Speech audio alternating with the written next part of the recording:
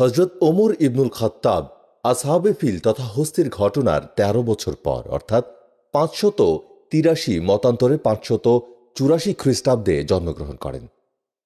কুরাইশদের সম্ভ্রান্ত নেতৃবর্গের মধ্যে তিনি অন্যতম। কুরাইশদের দুতিয়ালির সকল দায়িত্ব তাঁর ওপরেই ন্যস্ত ছিল। নিজেদের গৃহবিবাদে কিংবা অন্য গোত্রের সাথে যুদ্ধ বেঁধে গেলে তিনি কুরাইশদের পক্ষে শান্তিদূতের দায়িত্ব পালন করতেন। তার গোত্রকে কেউ চ্যালেঞ্জ কিংবা উন্নাসিকতা প্রদর্শন করলে তিনি প্রত্যুত্তর দিতে বুক উঁচিয়ে দাঁড়িয়ে যেতেন।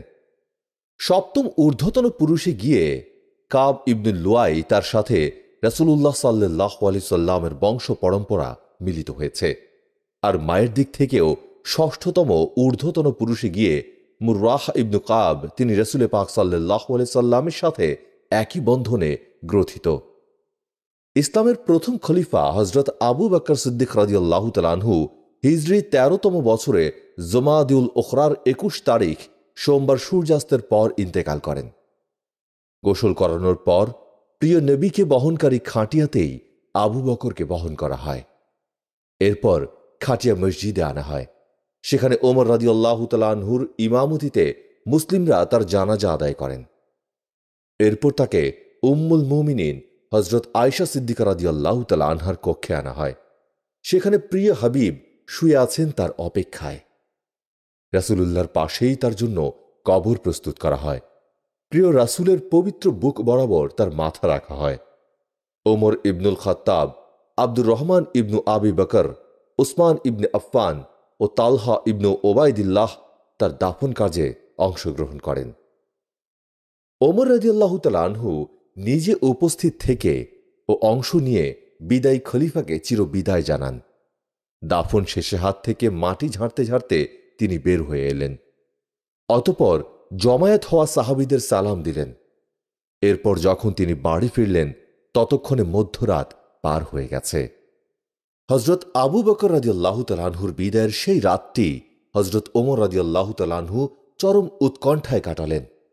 তার চিন্তার জগৎ গ্রাস করে রাখে একের পর এক ভাবনা দুর্ভাবনা। আবু বকর রাদিয়াল্লাহু তাআলা আনহু মুসলিম সমাজকে যে অবস্থায় রেখে গেছেন তা সম্পর্কে ওমর রাদিয়াল্লাহু তাআলা আনহুর চেয়ে ভালো আর কে অবগত থাকবে। মুসলিম সেনাবাহিনী ইরাকে চরম সংকটময় মুহূর্ত পার করছেন। সেনাপতি মুসান্না ইবনু হারিসা সেখানে পারসিকদের বিরুদ্ধে কঠিন পরিস্থিতি মোকাবেলা করছেন। অন্যদিকে সিরিয়ায় অবস্থানরত মুসলিম বাহিনীর অবস্থাও এর চেয়ে কোনো অংশে ভালো ছিল না। আবু বকর সিদ্দিক রাদিয়াল্লাহু তাআলা আনহুর শেষ দিনগুলোতে মদিনার কর্তা ব্যক্তিদের কাছে আশাব্যঞ্জক কোনো সংবাদ আসছিল না। এমত অবস্থায় হযরত ওমর রাদিয়াল্লাহু তাআলা আনহু খেলাফতের দায়িত্বভার গ্রহণ করলেন। বিছানায় শুয়ে থাকা ওমর রাদিয়াল্লাহু তাআলা আনহু এর চিন্তায় এর দৃশ্যপটগুলো আসা যাওয়া করছিল। তিনি বিছানায় এপাশ ওপাশ করেই নির্ঘুম রাত কাটালেন। কিভাবে তিনি বিশ্রাম নেবেন সে রাতে? মাত্রই তার কাঁধে মুসলিমদের সমস্ত দায় দায়িত্ব তুলে দেওয়া হয়েছে।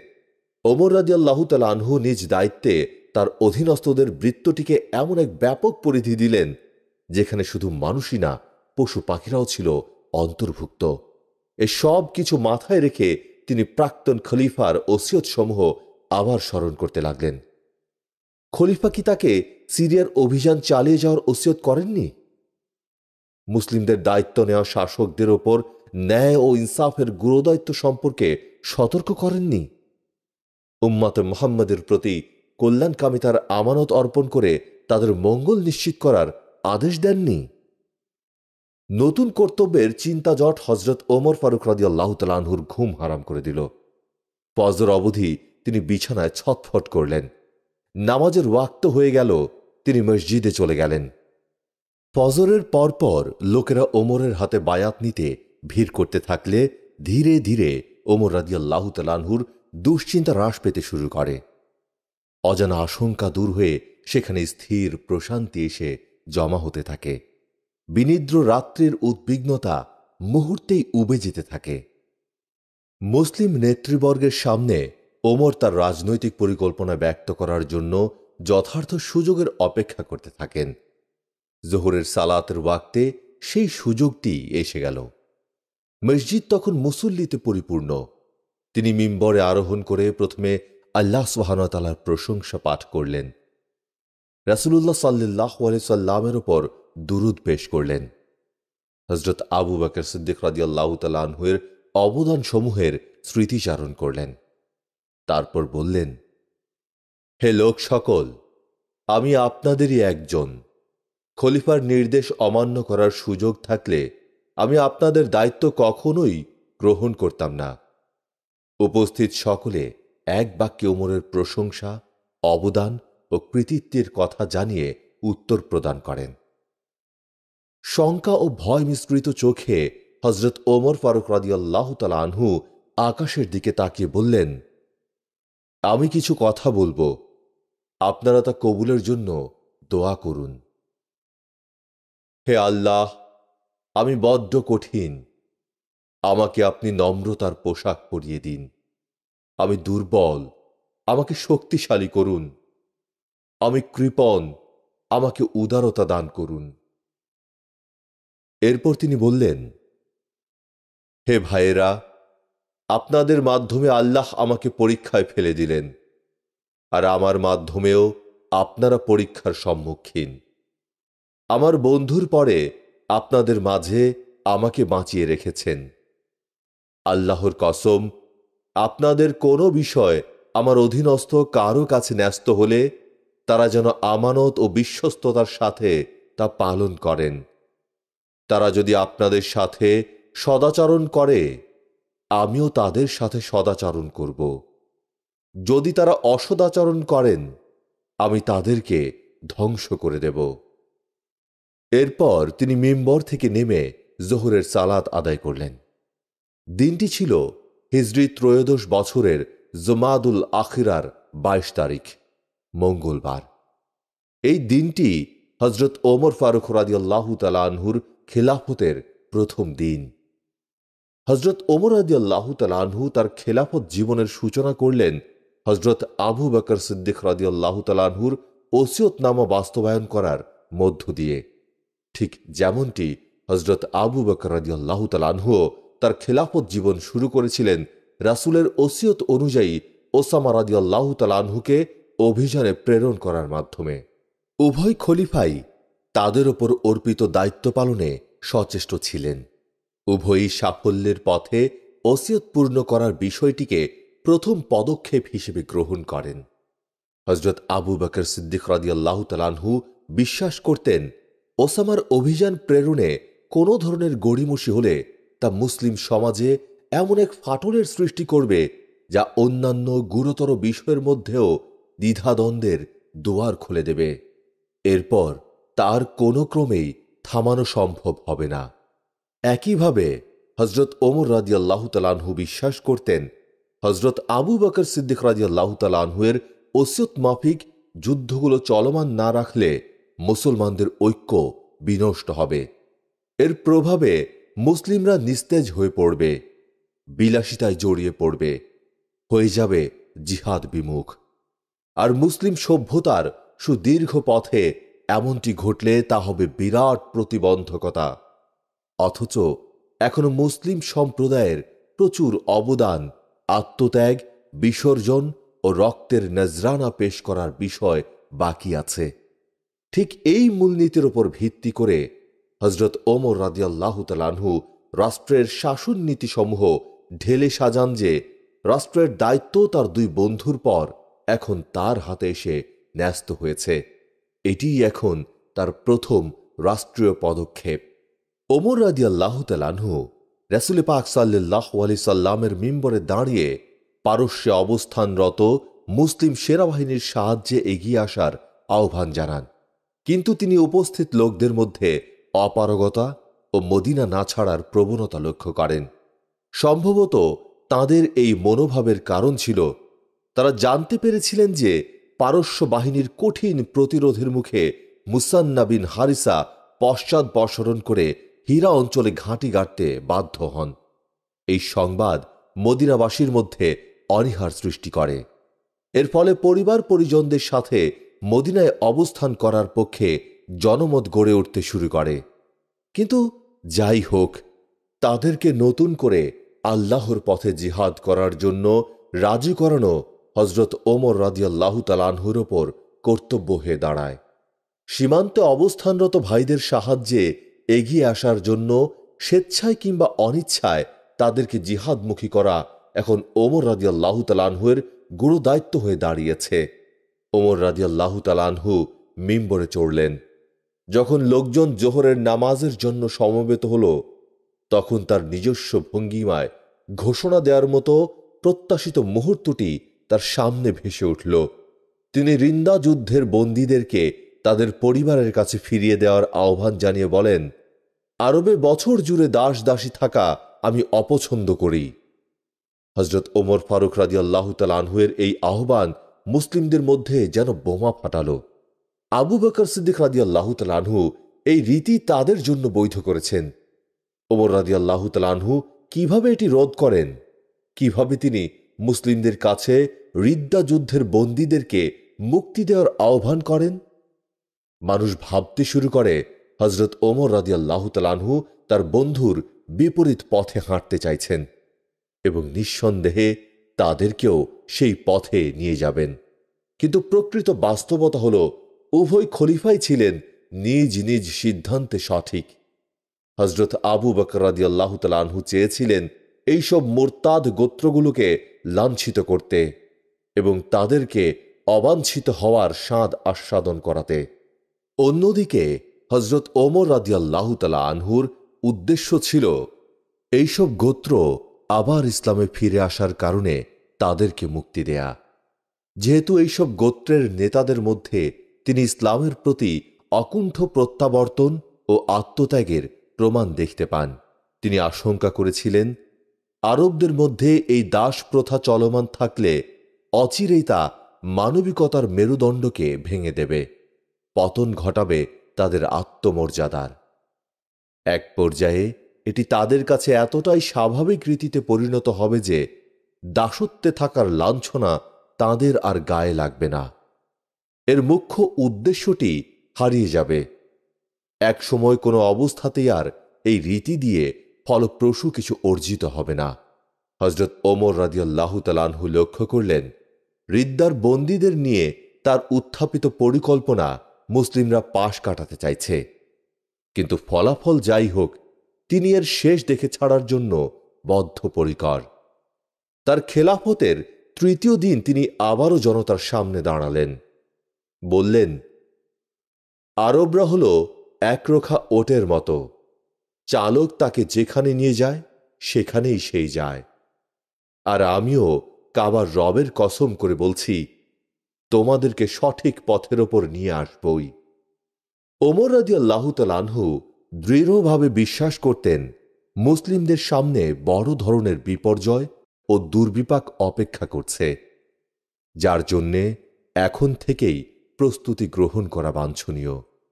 আর এই প্রস্তুতির প্রথম পদক্ষেপ হল জাজিরাতুল আরবকে ঐক্যবদ্ধ করা। এর ফলে তারা নেতৃত্বের গুরুদায়িত্ব পালনে সহজেই সচেতন হয়ে উঠতে পারবেন এবং এই অঞ্চলে ঐক্য প্রতিষ্ঠার জন্যে সবচেয়ে গুরুত্বপূর্ণ ও মজবুত ভিত্তির নাম তাওহীদ। চাই আল্লাহর একত্ববাদের মূলনীতির উপর বিশুদ্ধ আকীদায় একীভূত হওয়া, চাই একই প্ল্যাটফর্মে কাঁধে কাঁধ মিলিয়ে বিশ্ব মুসলিম ভ্রাতৃত্বে ঐক্যের সুর তোলা। সুতরাং জাজিরাতুল আরবে একাধিক ধর্মের অস্তিত্বকে নাকচ করার জন্য তিনি পরিকল্পনা গ্রহণ করলেন।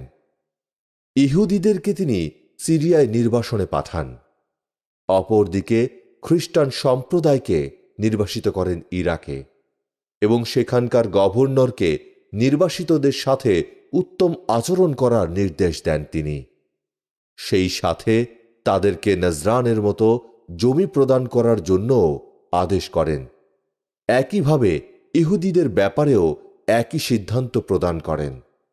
জাজিরাতুল আরবে ঐক্য প্রতিষ্ঠার লক্ষ্যে হজরত ওমর রাদিয়াল্লাহু তাআলা আনহুর প্রথম গৃহীত পদক্ষেপ ছিল এই অঞ্চল থেকে ইহুদি খ্রিস্টানদের বিতাড়িত করা।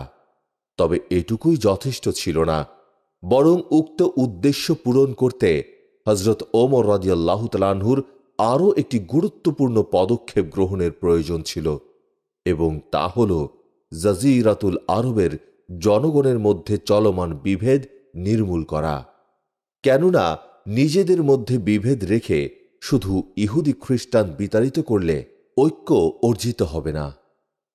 অন্তর্দ্বন্দ্বই ঐক্যের মূল প্রতিবন্ধক। গোত্রীয় বিভেদ চলমান থাকলে বিতাড়িত ইহুদি খ্রিস্টান সম্প্রদায় ভস্যে ঘি ঢেলে পৈশাসিক আনন্দ উপভোগ করার সুযোগ পেত। সুতরাং ওমর রাদিয়াল্লাহু তাআলা আনহুর সামনে সবচেয়ে বড় বিষয় ছিল জনমত একীভূতকরণ। আর এই কাজটি আঞ্জাম দেওয়ার আগে জরুরি কাজ হল সমমনা চেতনার জন্য বিভেদ নির্মূল ও এর উপকরণের মূলোৎপাটন করা। এর পরিপ্রেক্ষিতেই এমন একটি শক্তিশালী রাষ্ট্র আত্মপ্রকাশ করবে যা শত্রুর হৃদয়ে ভয় ধরাবে এবং একটি কল্যাণ রাষ্ট্রের ওপর কোনো আঘাত করার চিন্তা করার আগে শতবার ভাবতে বাধ্য হবে। এ লক্ষ্যে হযরত ওমর রাদিয়াল্লাহু তাআলা আনহু এমন এক দুঃসাহসিক সিদ্ধান্ত গ্রহণ করলেন যা আপাত দৃষ্টিতে হযরত আবু বকর সিদ্দিক রাদিয়াল্লাহু তাআলা আনহুর রাজনীতির সাথে সাংঘর্ষিক মনে হতে পারে, এবং তা হচ্ছে রিদ্দা যুদ্ধের দাস দাসীদেরকে ফেরত দেয়া, যাতে করে সমগ্র আরব উপলব্ধি করতে পারে যে তারা আল্লাহর শরীয়তের সামনে সমান। শুধু সুন্দর ব্যবহার আর ইসলামের জন্য আত্মত্যাগ ছাড়া এক গোত্রের ওপর অন্য গোত্রের কোনো প্রাধান্য নেই। এই পদক্ষেপের সাথে আরেকটি আবশ্যক বিষয়ও জড়িত ছিল, তা হল মুরতাদ হওয়ার পর স্পষ্ট তাওবার মাধ্যমে যারা দ্বীনে ফিরে এসেছেন তাদেরকে শত্রুপক্ষের বিরুদ্ধে জিহাদে অংশ নেয়ার অনুমতি দেয়া, যা রাষ্ট্রীয় আয়ের উৎস। রাসূল পাক সাল্লাল্লাহু আলাইহি সাল্লামের যুগে এরপর প্রথম খলিফা হযরত আবু বকর রাদিয়াল্লাহু তাআলা আনহু এর সময়ে রাষ্ট্রীয় আয়ের উৎস যাকাত, গনিমত ও জিজিয়ার মধ্যেই সীমাবদ্ধ ছিল। এছাড়া সামান্য উৎস ছিল জাহিলি যুগের খনিজ সম্পদ। কিন্তু ওমর রাদিয়াল্লাহু তাআলা আনহু এর শাসনামলে মুসলিমদের হাতে বড় বড় বিজয় অর্জিত হওয়ার ফলশ্রুতিতে বিজিত অঞ্চলগুলো রাষ্ট্রের ভৌগোলিক সীমায় যুক্ত হয়ে পরিধি সম্প্রসারিত হতো। তাই রাষ্ট্রীয় আয়তনের আয়ত্তে চলে আসে বিভিন্ন রকমের আয়ের উৎস। এতে খারাজ নামের নতুন ধরনের রাজস্বের দ্বার খুলে যায়। অমুসলিম ব্যবসায়ীরা তাদের পণ্য বিক্রির জন্য ইসলামী জনপদে আসা যাওয়া শুরু করে। তাদের জন্য নতুন ধরনের এক রাজস্ব ঠিক করা হলো, যার নাম উশর। সব মিলে ইসলামী রাষ্ট্রের জাতীয় আয়ের উৎস তালিকা ছিল জাকাত, এক বছর অতিক্রান্ত হওয়া নিসাব সম্পদওয়ালা প্রত্যেক মুসলিমের ওপর আল্লাহ কর্তৃক ফরজ ঘোষিত বিধান। এটি ইসলামের 5 মূল স্তম্ভের অন্তর্ভুক্ত। জাকাতের উৎসসমূহ হল স্বর্ণ ও রূপা, বাণিজ্য মেলা, চারণভূমির উট, গরু ছাগল সহ বিভিন্ন গবাদি পশু, চাষ জমি থেকে উৎপাদিত মুনাফাযোগ্য ফসল। এই 4 প্রকারের প্রতিটি আবার সুনির্দিষ্ট শর্ত ও পরিমাণের উপর ভিত্তি করে গ্রহণ করা হতো। আল্লাহ তাআলা মুসলিমদের জন্য কাফিরদের যে সম্পদ যুদ্ধলব্ধ বিনিময় হিসেবে দান করেন, তা থেকে 1/5 হকদার রাষ্ট্র। এই 1 ভাগ রাষ্ট্রীয় কোষাগারে জাতীয় অর্থ হিসেবে জমা থাকে। নিজ ধর্মে অটল থাকা আহলে কিতাবদের কাছ থেকে আদায় করা একটি কর হচ্ছে জিজিয়া। তাদের আর্থিক অবস্থার উপর ভিত্তি করে রাষ্ট্রপ্রধান করের পরিমাণ নির্ধারণ করে থাকেন। রাষ্ট্রীয় নিরাপত্তা ও রক্ষণাবেক্ষণের বিনিময়েই জিজিয়া গ্রহণ করা হয়ে থাকে। নাবালেগ, নারী, বৃদ্ধ ও পঙ্গুরা জিজিয়ার আওতামুক্ত থাকত।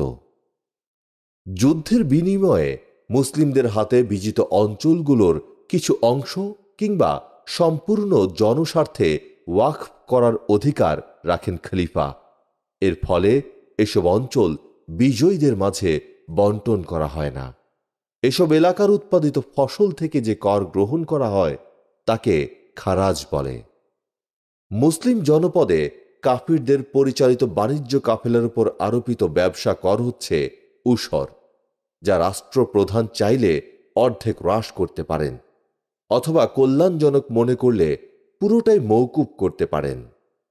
হযরত ওমর রাদিয়াল্লাহু তাআলা আনহুর শাসনামলে এত বিপুল পরিমাণ রাষ্ট্রীয় আয় আসতে শুরু করে যা তাকে সংরক্ষণের ব্যাপারে ভাবিয়ে তুলল।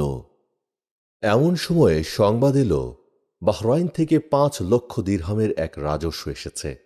হযরত ওমর রাদিয়াল্লাহু তাআলা আনহু জনতাকে বললেন, আমাদের হাতে এত বিশাল সম্পদের ভাণ্ডার এসেছে, যদি আপনারা চান তা একটা একটা করে গুনে নিতে পারবেন, আর যদি বলেন পাত্র ভরে ভরে নেবেন তাও পারবেন। এক ব্যক্তি বললেন, হে আমিরুল মুমিনিন, অনারবদের দেখছি তারা নাগরিকদের একটি তালিকা তৈরি করে, এরপর তার উপর ভিত্তি করে নাগরিকদের ভাতা প্রদান করে। এ পরামর্শটি আমলে নিয়ে হযরত ওমর ফারুক রাদিয়াল্লাহু তাআলা আনহু দেওয়ান প্রণয়ন করলেন। হিজরি 20 সালের মহররম মাসে মানুষের বাড়িঘর এবং তিনি কাজটি শুরু করেন রাসূল পাক সাল্লাল্লাহু আলাইহি সাল্লামের পরিবার বনু হাশিমের তালিকা নিবন্ধনের মাধ্যমে। এরপর তার নিকটাত্মীয়দের তালিকা গঠনের কাজে হাত দেন। এই কাজটিতে যারা দায়িত্বপ্রাপ্ত ছিলেন তারা হলেন আকিল ইবনু আবি তালিব, মাখরামা ইবনু নওফাল, জুবায়ের ইবনু মুতঈম। এ তিনজনই কুরাইশদের বংশ তালিকা সম্বন্ধে সবচেয়ে বেশি প্রাজ্ঞ ছিলেন। বনু হাশিম এর তালিকা নিবন্ধন শেষ করার পর তারা আবু বকরের পরিবারের নিবন্ধন সম্পন্ন করেন। এরপর সম্পন্ন করেন হযরত ওমরের পরিবারের নিবন্ধন। এভাবে খেলাফতের ক্রম অনুসারে তারা কাজটি করেন। হযরত ওমর রাদিয়াল্লাহু তাআলা আনহু একটি রাষ্ট্রীয় কোষাগার গঠন করতে বাধ্য হন, যাতে করে বাইতুল মালের সম্পদ কিংবা রাষ্ট্রীয় সম্পদ নষ্ট না হয়। তিনি পূর্ববর্তীদের নিয়মের বাইরে গিয়ে একটি রাজকোষ গঠন করেন, কারণ রাসূল পাক সাল্লাল্লাহু আলাইহি সাল্লাম এবং হযরত আবু বকর সিদ্দিক রাদিয়াল্লাহু তাআলা আনহুর সামনে সম্পদ হাতে পাওয়ার সাথে সাথেই মানুষের মাঝে তা বন্টন করে দেয়া হতো। সে সময় বাইতুল মাল বা রাষ্ট্রীয় কোষাগার গঠনের প্রয়োজন পড়েনি, কিন্তু এখন হযরত ওমর রাদিয়াল্লাহু তাআলা আনহু এর খেলাফতকালে যেহেতু সম্পদের আধিক্য এবং রাষ্ট্রীয় আয় বেড়ে গেছে, তাই বাইতুল মাল গঠন করার প্রয়োজন অনুভূত হয়।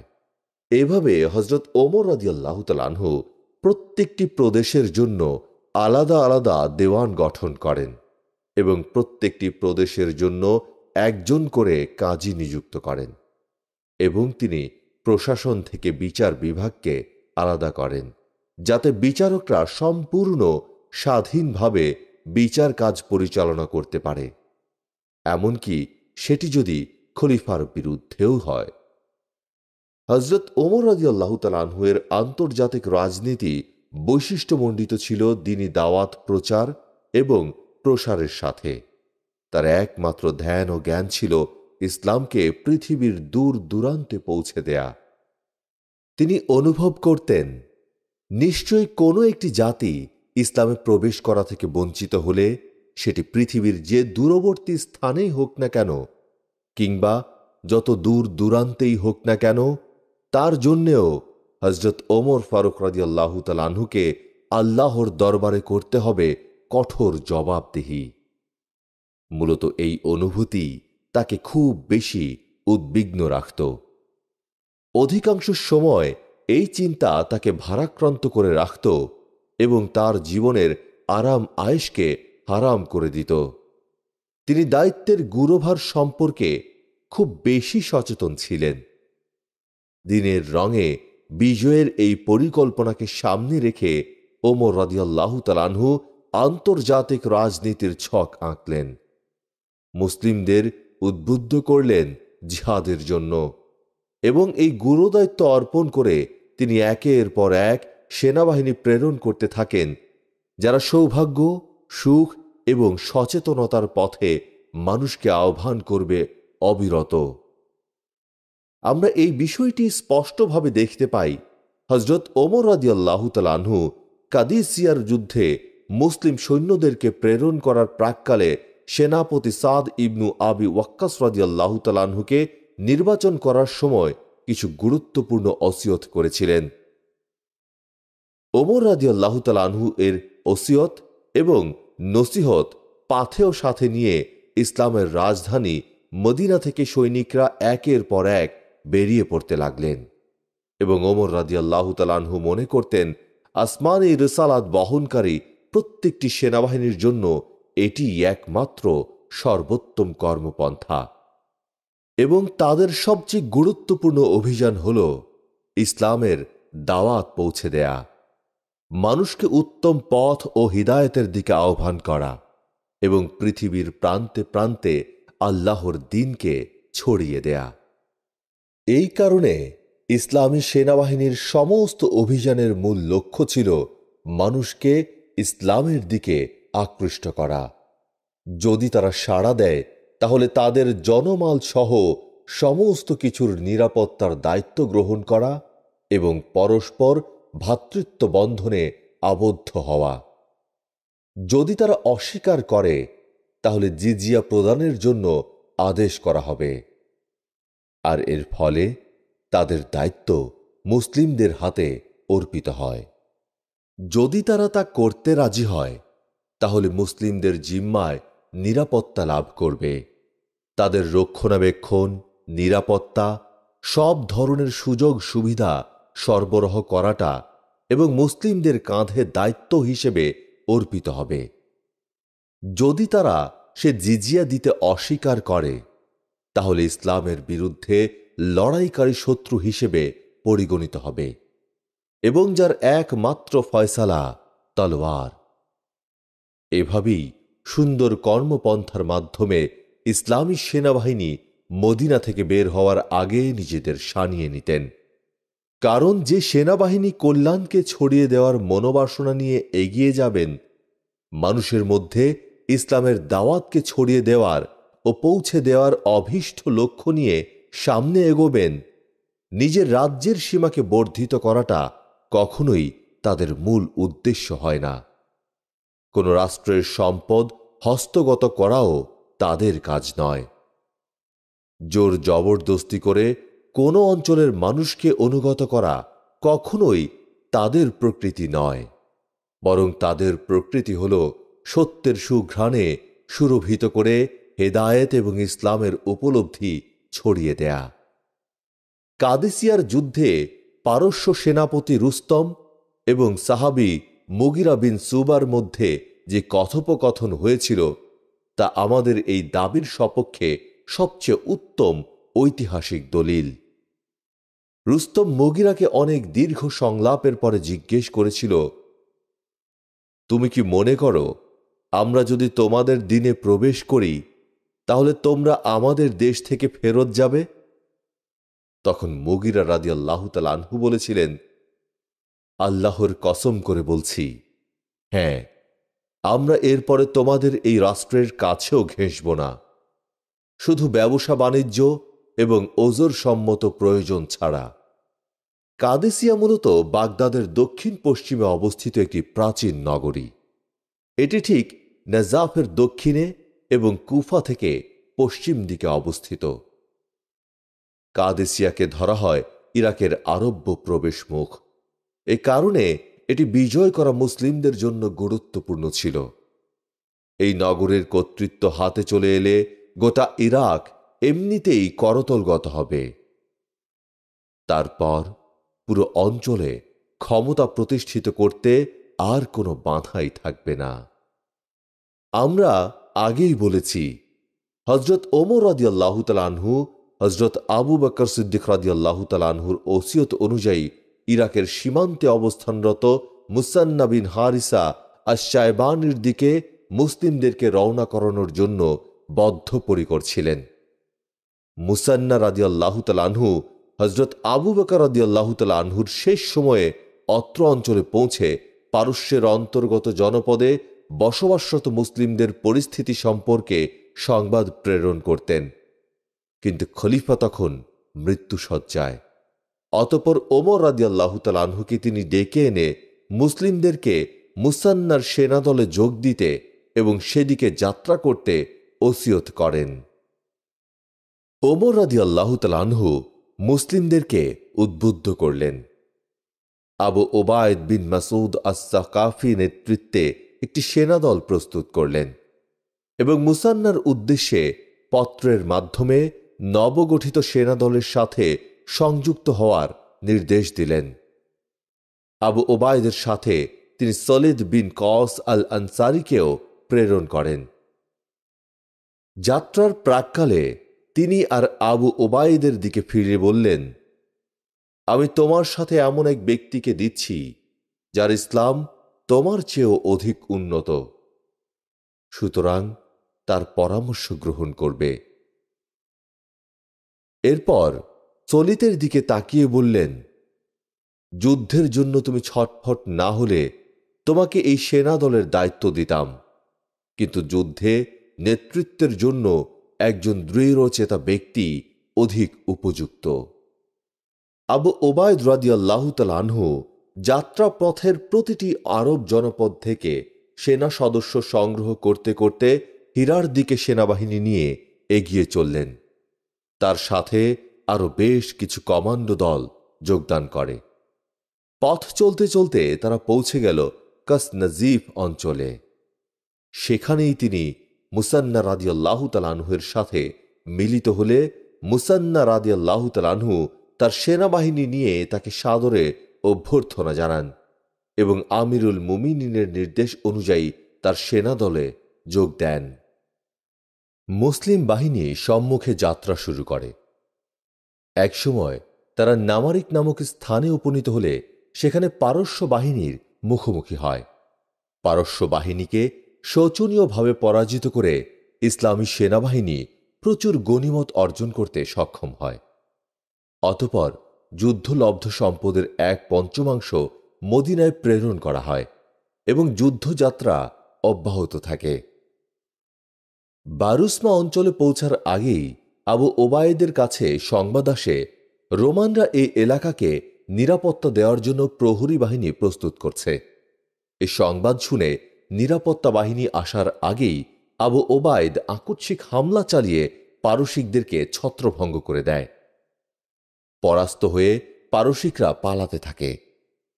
পারস্য বাহিনীর কমান্ডার জালিনুস এবং নুরস মাদায়েনে পলায়ন করে। আবু ওবায়দ এবার হীরার অভিমুখে রওনা করেন। একের পর এক পরাজয়ের লাগাতার সংবাদে ভীত সন্ত্রস্ত হয়ে রুস্তম এবার বাহমানের নেতৃত্বে বিশাল এক বাহিনী প্রস্তুত করে। বাহমান এবার পারস্য বাহিনী নিয়ে কাসনাজিফে অবস্থান নেয়।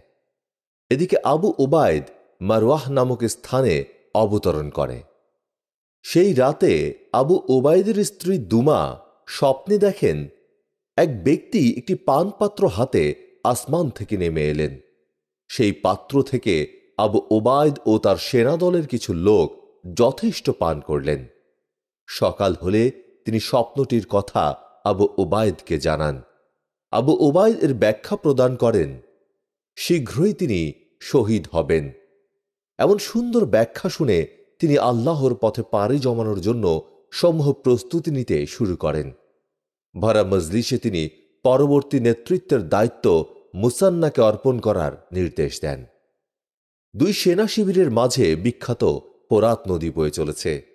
এর ওপরে আছে একটি সেতু। পারস্য বাহিনীর সেনাপতি পত্র মারফত জানালো যে, হয় তোমরা সেতু পার হয়ে এপারে আসো, আমরা সেই সুযোগ করে দেব, অথবা আমাদেরকে পার হয়ে ওপারে যাওয়ার সুযোগ করে দাও। মুসলিমরা আবু ওবায়দকে সেতু পার না হতে পরামর্শ দিলেন। মুসান্না রাদিয়াল্লাহু তাআলা আনহু বললেন, ইয়া আমির, এই তরঙ্গায়িত নদী পাড়ি দিয়ে নিজেকে পারস্য বাহিনীর শিকারে পরিণত করবেন না। কিন্তু বিজয়ের নেশা পেয়ে বসা আবু ওবায়দ এই কথাগুলো গ্রাহ্য করলেন না। সাম্প্রতিক বিজয়গুলো তাকে নদী পাড়ি দিয়ে শত্রুর মোকাবেলা করার জন্য অত্যন্ত দুঃসাহসী করে তোলে। সলিত ইবনু কায়সের পরামর্শ গ্রহণ করার জন্য ওমরের দেওয়া সেই ওসিয়ত তিনি বেমালুম ভুলে গেলেন। তিনি ভুলে গেলেন যুদ্ধের জন্য একজন দৃঢ়চেতা মানুষই কেবল লক্ষ্য অর্জন করতে পারেন। তিনি জয়ের স্বপ্ন দেখা ঘোর নিয়ে মুসান্নার দিকে তাকিয়ে বললেন, হে বকরের ভাই, তুমি কি কাপুরুষ হয়ে গেলে? উপদেষ্টাদের কথাকে তিনি আমলে না নিয়ে নদী পার হয়ে পারস্যের সেনাবাহিনীর মুখোমুখি হলেন। আবু মাহজান আস-সাকাফিকে ঘোড়সাওয়ারদের দায়িত্ব দিলেন। তিনি একেবারে সম্মুখ দলে গিয়ে দাঁড়ালেন। দুই বাহিনীর মধ্যে ভয়ানক যুদ্ধ শুরু হলে সর্বপ্রথম শহীদ হন আবু ওবায়দা রাদিয়াল্লাহু তাআলা আনহু। সেই সাথে তার আমিরগণ শহীদ হন। একটি প্রকাণ্ড হাতি তাদের প্রত্যেককেই সুর দিয়ে আহত করার পর পদদলিত করে। এতেই আমিরগণ সহ সকলেই শহীদ হন।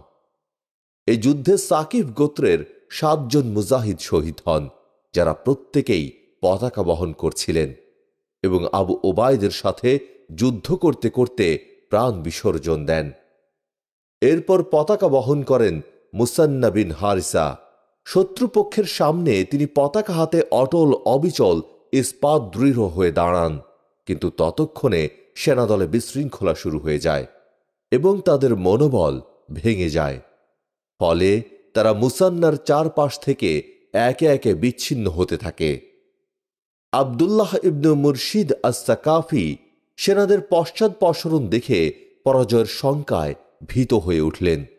তিনি দ্রুত সেতুটি বিচ্ছিন্ন করে দেন এবং উচ্চস্বরে হুঙ্কার দিয়ে বলেন, তোমাদের আমিরগণ যেখানে শহীদ হয়েছে সেখানে তোমরাও শহীদ হও, আর না হয় বিজয় ছিনিয়ে আনো। এদিকে মুসান্না বিন হারিসা মুজাহিদদেরকে উদ্দীপ্ত করছেন। তিনি দেখতে পেলেন পারসিকরা মুসলিম বাহিনীর উপর নৃশংস হামলা চালাচ্ছে এবং পলায়নরত মুসলিমরা নদীতে ঝাঁপ দিচ্ছেন।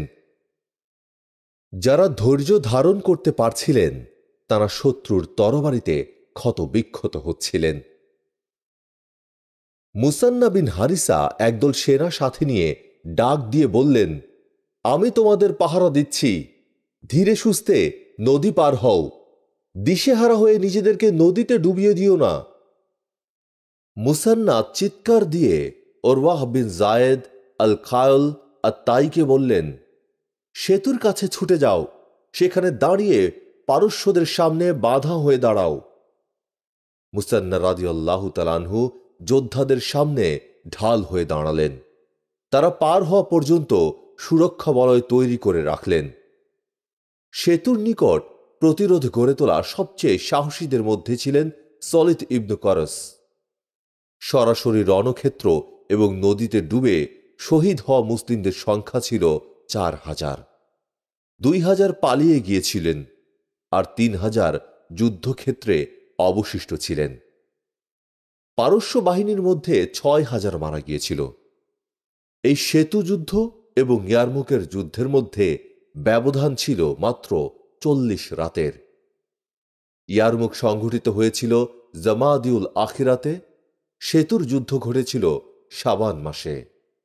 পোরাতের শাখা নদীর একটি জলধার বেষ্টিত এলাকা বুয়াইব। নামটি পরিচিত হয়ে আছে এর নিকটেই মুসলিম এবং পারস্য বাহিনীর মধ্যে ঐতিহাসিক যুদ্ধ সংঘটিত হওয়ার কারণে। যুদ্ধটি হিজরি 13 সালের রমজান মাসে সংঘটিত হয়। বুয়াইবের যুদ্ধ এবং সেতুর যুদ্ধের মধ্যে প্রায় 1 মাস ব্যবধান ছিল মাত্র। সেতু যুদ্ধের বিপর্যয় ওমর রাদিয়াল্লাহু তাআলা আনহুর অন্তরকে কঠিনভাবে নাড়া দেয়। সেই যুদ্ধে যারা পলায়ন করেছিলেন তাদের অনুশোচনা ও আক্ষেপের অশ্রু যেন কোনোভাবেই বন্ধ হচ্ছিল না। এ সকল ঘটনা মুসান্না রাদিয়াল্লাহু তাআলা আনহুকে ইরাকে আবারও মুসলিমদের প্রভাবে প্রতিপত্তি ফিরিয়ে আনার জন্য বারবার উদ্বুদ্ধ করছিল। তিনি ছিলেন এই যুদ্ধের সর্বশেষ সেনানায়ক, যাকে এই মহান দায়িত্বভার কাঁধে তুলে নিতে হয়েছিল। আল্লাহ সুবহানাহু ওয়া তাআলা তাঁকে সেদিন প্রাণে বাঁচিয়ে রেখেছিলেন নিহত ভাইদের পক্ষ থেকে প্রতিশোধ নেওয়ার জন্য এবং মুসলিমদের গৌরব আবারও ফিরিয়ে আনার জন্যই। তিনি এবার ওমর রাদিয়াল্লাহু তাআলা আনহুর নিকট এই বিষয়ে সহায়তা ও অনুপ্রেরণা প্রার্থনা করে একটি চিঠি লিখলেন। এই বিষয়ে আকাঙ্ক্ষার তীব্রতা কোনোভাবেই মুসান্নার চেয়ে ওমর রাদিয়াল্লাহু তাআলা আনহুর কম ছিল না। কারণ পারসিকদের পিছু লেগে না থাকলে তারা মুসলিম জনপদে ঢু মারতে শুরু করে। তাদেরকে ব্যস্ত না রাখলে তারাই উল্টা মুসলিমদেরকে হামলা করে ব্যতিব্যস্ত করে রাখে। সেতু যুদ্ধের দিন মুসলমানদের ওপর তারা যে হিংস্রতা চালিয়েছে তা তো ইরাকে হাজার হাজার মুসলিমদের ওপর প্রতিনিয়তই ঘটে চলছে। যদি পারস্যবাসীদেরকে ভীত করে রাখার মতো কোনো যুদ্ধের অবতারণা না হয়, তাদের সৈন্য সন্নিবেশন থামাতে বাধ্য করা না হয়, যদি তাদের অহমিকা ভেঙে না দেয়া হয়, মুসলিমদেরকে তারা এইভাবে বেপরোয়াভাবে নির্যাতন চালাতেই থাকবে। এমনকি মুসলিম সেনাবাহিনীর ওপর অনবরত হামলা চালিয়ে পারস্য থেকে বের করে দেবে। অথচ এইখানে মুসলিমরা তাদের মূল্যবান প্রাণ, রক্ত এবং পবিত্র জীবনকে কোরবানি দিয়েছেন। এবার ওমর রাদিয়াল্লাহু তাআলা আনহু মুসলিমদের জিহাদি চেতনাকে প্রচণ্ডভাবে নাড়া দিলেন। এর ফলে শত্রুর কঠিন থামাকেও মুসলিমদের সামনে অতি তুচ্ছ মনে হল। আল্লাহর কাছে বন্ধক রাখা বিনিময়ের প্রতি ছুটে চলল মুসলিমদের অন্তর প্রাণ। আর বিজয় মুষ্টিবদ্ধ হলে দুনিয়াতে গনিমত আছেই। যুদ্ধের তুমুল সুদৃঢ় স্পৃহায় মদিনার অভিমুখে মানুষের ঢল নামে। ওমর রাদিয়াল্লাহু তাআলা আনহু তাদেরকে দলে দলে মুসান্নার শিবিরে সংযুক্ত করতে থাকলেন। প্রতি দলের নেতৃত্বে ছিলেন তাদের থেকে নির্বাচিত একজন করে রণনায়ক। এবার মুসান্নার সেনাবাহিনীতে এক বিপুল সংখ্যক মুজাহিদের সমাবেশ দেখা গেল। যখনই একটি দল এসে উপনীত হতেন, মুসান্না তাদেরকে সাথে সাথে জানিয়ে দিতেন, তোমাদের গন্তব্য হল বুয়াইব। মুসলিম সেনা শিবির বুয়াইবের পূর্ব পাড়ে অবস্থান নিয়েছেন। মুসান্না রাদিয়াল্লাহু তাআলা আনহু মদিনা থেকে আগত প্রতিটি যোদ্ধা দলকে স্বাগত জানাচ্ছেন। পারসিকরা বিষয়টি অবগত হলেও খুব হালকাভাবে নিল। তাদের ধারণাতেও ছিল না মুসলিমরা যুদ্ধ করে বেঁচে থাকা যাতেই। তাদের বিশ্বাস ছিল এবারেও গতবারের সেতু যুদ্ধের পুনরাবৃত্তি ঘটবে। তারা এবার সেনাপতি হিসেবে পারস্যের সেরা ও সাহসী যোদ্ধা মেহরানকে নির্বাচন করেছে। মেহরান তার সুবিশাল সৈন্য সামন্ত নিয়ে মুসলিমদের মুখোমুখি ফোরাতের পশ্চিম পাড়ে অবস্থান নিল। মেহরান বার্তাবাহক পাঠিয়ে মুসান্নার কাছে জানতে চাইল, তোমরা নদী পাড়ি দিয়ে এদিকে আসবে নাকি আমরা ওদিকে যাব? মুসান্না ফিরতি বার্তায় বলল, বরং তোমরাই নদী পাড়ি দাও। মেহরান তার সৈন্য নিয়ে নদী পাড়ি দিতে শুরু করে। উভয় বাহিনী এবার ফোরাতের পূর্ব পাড়ে বুয়াইব অঞ্চলে এসে মিলিত হল। সূর্যোদ্দীপ্ত ঘোড়াটিতে চড়ে মুসান্না আবির্ভূত হলেন মুসলিম বাহিনীর মধ্যমণি হয়ে। যোদ্ধাদের মধ্যে তিনি চক্কর দিতে থাকেন আর তেজোদ্দীপ্ত করতে থাকেন আল্লাহর প্রত্যেকটি সিপাহীকে।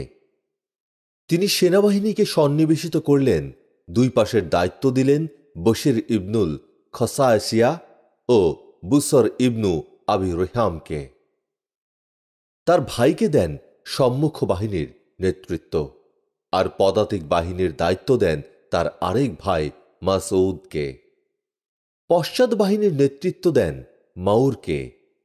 মেহরান এদিকে তার সৈন্যদেরকে উজ্জীবিত করছে। তিনটি সারিতে ছত্রবন্দী হয়ে সে এগিয়ে এলো। প্রতিটি ছত্রে আছে হাতি এবং পদাতিক বাহিনী। তারা অশ্রাব্য শোরগোল করতে করতে এগোচ্ছিল। তাদের এমন কাণ্ড দেখে মুসান্না মুসলিম বাহিনীকে বলল, তোমরা যা শুনতে পাচ্ছ তা হলো ওদের পরাজয়ের ধ্বনি। তোমরা অবশ্যই নীরবতা অবলম্বন করবে। দুই বাহিনীর মধ্যে তুমুল লড়াই চলছে। যুদ্ধের দামামা বেজেই চলেছে। রণক্ষেত্রের ফলাফল একবার এদিকে ঝুঁকছে তো আরেকবার ওই দিকে। মুসান্না আশঙ্কা করলেন, যুদ্ধ যদি এভাবে দীর্ঘায়িত হতে থাকে, মুসলিম বাহিনী সম্ভবত দুর্বল হয়ে পড়তে পারেন। তিনি দুশ্চিন্তায় পড়ে গেলেন। তিনি উপলব্ধি করলেন, সেনাপতিকে পরাস্ত করা ছাড়া যুদ্ধের অবসান হবে না। যে কোনো কিছুর বিনিময়ে তিনি পারসিকদের সেনাপতির উপর চূড়ান্ত হামলার সাহসী সিদ্ধান্তটি নিয়ে ফেললেন। এভাবেই চলমান যুদ্ধকে এক ঝটকায় থামিয়ে দেয়া সম্ভব। এই পরিকল্পনা বাস্তবায়নে তিনি দুইজন আরব খ্রিস্টান লোকের সহায়তা নেয়ার পরিকল্পনা গ্রহণ করেন। ওই দুইজনকে তিনি যুদ্ধে শরিক হওয়ার জন্য উদ্বুদ্ধ করলেন। তাদের মধ্যে আরব জাতীয়তাবাদ উস্কে দিয়ে বললেন, আমি মেহরানকে আক্রমণ করতে যাচ্ছি। যখনই আমাকে হামলা করতে দেখবে, তোমরাও বজ্রতড়িৎ হামলে পড়বে। মুসান্না এবার মেহরানের উপর এমন হামলা পরিচালনা করলেন যেখানে আল্লাহ সুবহানাহু ওয়া তাআলার সন্তুষ্টি অর্জন ছিল মুখ্য। প্রবল আক্রমণের মুখে মেহরান তার জায়গা থেকে পিছু হটতে বাধ্য হল। পারস্য বাহিনীর মধ্যভাগও পশ্চাদপসরণ করতে শুরু করল। গতি ধীর হয়ে এলে দুই বাহিনী একই বিন্দুতে মিশে যেতে শুরু করল। এই আবছা ধুলোর মেঘে ঢাকা পড়ল রণাঙ্গন। দুই বাহিনীর কেউই বুঝতে পারছে না বিজয় কোন দিকে গড়াচ্ছে। ঠিক এমন সময় মুসলিমরা আক্রমণের তীব্রতা আরও বাড়িয়ে দিলেন। এর ফলে পারস্য বাহিনী দিক বিদিক পিছু হটছে। পদাতিক বাহিনীর প্রধান ও মুসান্নার ভাই মাসউদ বিন হারিসা মারাত্মকভাবে জখম হন। তার রক্তক্ষরণ কোনোভাবেই থামানো যাচ্ছিল না। তার আহত হওয়ার বিষয়টি সেনাবাহিনীর মনোবল ভেঙে দিতে পারে এই আশঙ্কায় তিনি বাহিনীকে উদ্দেশ্য করে বললেন, আল্লাহ তোমাদের অবিচল রাখুন। তোমরা কিছুতেই ইসলামের পতাকা অবনমিত হতে দিও না, আর আমার জখম যেন তোমাদেরকে একটুও বিচলিত না করে। আর ফাজা বিন হারাসামা পারসিকদের একটি বাহিনীকে নাজেহাল করে কোণঠাসা করে ফেললেন। তাদের পেছনে ফোরাত নদী ছাড়া অবশিষ্ট আর কিছুই ছিল না। আর ফাজা বলেন, আমি কায়মনো বাক্যে চাইলাম আল্লাহ যেন এদেরকে নদীতে ডুবিয়ে মেরে আমাদেরকে সেতু বিপর্যয়ের যুদ্ধের সান্ত্বনা প্রদান করেন। যখন তারা শেষ প্রান্তে পৌঁছে যায়, তখন তাদের মনোবল একেবারেই ভেঙে চুরমার হয়ে গেল। আমরা তালেবকে শায়েস্তা করলাম, যার দরুন আমারই কিছু লোক বলতে লাগলো, আপনার পতাকা একটু আস্তে এগোলে ভালো হতো। আমি বললাম, আমার ওপর এগিয়ে যাওয়ার নির্দেশ আছে কেবল। আমি পতাকা নিয়ে তাদের রক্ষকের নিকট পৌঁছে তাকে হত্যা করলাম। বাকিরা ফোরাতের দিকে পালাতে থাকল, কিন্তু ফোরাতের দিকে পৌঁছাতে পৌঁছাতে তাদের কারো দেহেই প্রাণবায়ু আর অবশিষ্ট রইল না।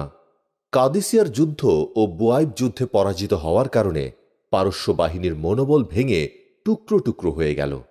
তাদের চোখ থেকে গর্ব অহমের কালো আবরণ খসে পড়ল। তাদের হৃদয়ে মুসলিম সৈন্যদের ভয় দৃঢ়ভাবে ঝেঁকে বসল। এর ফলে পারস্য সাম্রাজ্যের একের পর এক জনপদ মুসলিমদের হাতে বিজিত হতে থাকল। ওদিকে পারস্য বাহিনীও একের পর এক যুদ্ধক্ষেত্রে পরাজিত হতে থাকল। বুয়াইবের যুদ্ধক্ষেত্রে পরাজিত হওয়ার কারণে তাদের মনোবল এমনভাবে ভেঙে গেছে যে তাদের পক্ষে আর দৃঢ় হওয়া সম্ভব হল না। ওমর রাদিয়াল্লাহু তাআলা আনহু এর হাতে পারস্য সেনাবাহিনীর এ সঙ্গীন অবস্থা সুয়াইদ ইবনে কুতবা মুসান্না ভালোভাবেই পর্যবেক্ষণ করছিলেন। তিনি সৈন্য নিয়ে পারস্যের যে অঞ্চলে অবস্থান করছিলেন, তার মনে সেদিক থেকেও বিজয় অভিযান পরিচালনা করার আকাঙ্ক্ষা জেগে উঠল। প্রতিটি অঞ্চলে পারসিকদের একের পর এক পরাজয় বরণ মুসলিমদের জন্য সামনে এগিয়ে যাওয়ার পথকে আরো বেশি উন্মুক্ত করে দেয়। এ কারণে সুয়াইদ ইবনু কুতবা খলিফা ওমর ইবনুল খাত্তাব রাদিয়াল্লাহু তাআলা আনহু এর কাছে পত্র মারফত জানালেন, তিনি যে অঞ্চলে অবস্থান করছেন সেখানে পারসিক সেনাবাহিনীর অবস্থা অত্যন্ত বেগতিক। অধিবাসীরা ভীত সন্ত্রস্ত হয়ে আছে। মুসলিম বাহিনীর বহুমুখী অভিযান তাদেরকে অনেক দুর্বল করে ফেলেছে। তিনি আমিরুল মুমিনিনের কাছে সৈন্য পাঠিয়ে সাহায্য করার জন্য বিনীত নিবেদন করলেন। তাহলেই তিনি বিজয় অভিযানকে সামনের দিকে এগিয়ে নিয়ে যেতে সক্ষম হবেন মর্মে আশা পোষণ করেন।